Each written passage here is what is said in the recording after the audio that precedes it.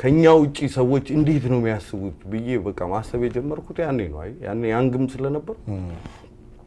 አያቸዋለሁ በደንብ በብዙ ነገር ይበልጡኝ በብዙ ነገር በአንድ የማይበልጡኝ ነገር ግን ኩራት አይ እኛ በጣም እንኮራለን እኮ እኛ በጣም እንኮራለን ይኸውልህ 10 ሱሪ አለኝ ሁሌ ቆሻሻ ነው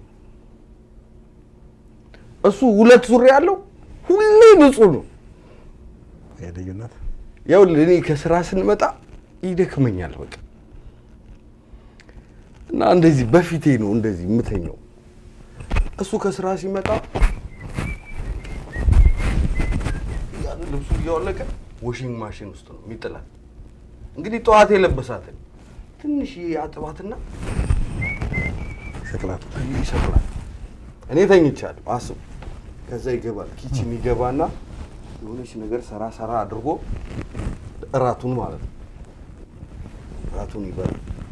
ከዛ ያላስተካከለው ነገር ካለ እሱን ያስተካክላል አንዴ ደጅ ወጥቶ ይመጣል ጓደኞቹን ምናምን አግኝቶ ልክ ማታ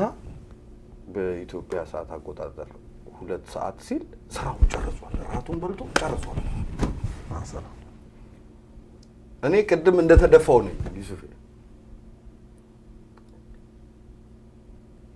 በቃ ብሎ ይተኛል እኔ የሆነ ሰዓት ላይ ተነስቼ የሚበላ አልሰራው መስራት ደግሞ አልችልም ኩክ ማድረግ እኛ አንችልም አሁን የሚበላ ፍለጋ የሆነ ቦታ መሄድ አለብኝ ማለት ከዛ ይመሻል ምናምን ከዛ በኋላ ቅድም ስለተኛው ለሊት ላይ እንቅልፍም ቢለኛ ነው ሊነጋጋ ሲል እንደገና ይወስደኝ እሱ ጧት 6 ላይ ገና 12 ሰዓት ላይ ተነስቶ ያለ በቃ እንደዚህ ያለ ፊሊፒን ነው እዚህ ጋር ምንም ጽም የለው እሷንም ይላጫል ሰዓት አግኝቶ አየው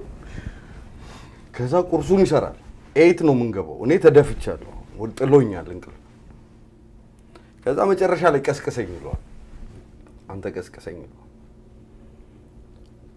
አብዱ it's 7:30 wake up ይልና ጋዜጣው